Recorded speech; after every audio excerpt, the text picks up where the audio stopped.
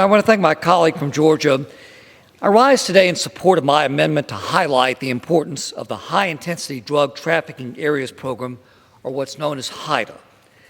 I've had a fair number of conversations with law enforcement throughout my district in West Tennessee, and they've told me time and time again that drug trafficking continues to be one of their main concerns. Along Interstate 40 in Tennessee, we continue to see an increase in drug trafficking.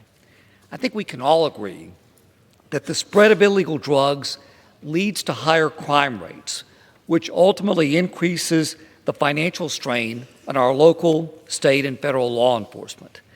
The HIDTA program provides funding for additional equipment and man-hours to carry investigations required to arrest these criminals and ultimately stop the flow of drugs. Mr. Chairman, I know that many of my colleagues are experiencing similar situations back home, and they understand just how serious of an issue this is becoming for the safety and the security of all Americans. The bottom line is that our law enforcement needs resources offered by the HIDTA program to help keep us safe. The HIDTA program is also a good first step to combating the opioid epidemic that is plaguing our communities.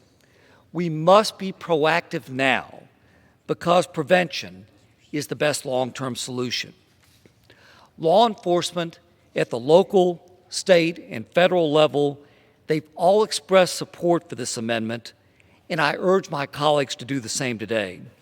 I also want to thank my colleague from Illinois, Mr. Foster, for joining me on this bipartisan amendment. And I do appreciate the support of the chairman and also the ranking member for including my amendment. And with that, I yield back the balance of my time. Gentleman yields back to the gentleman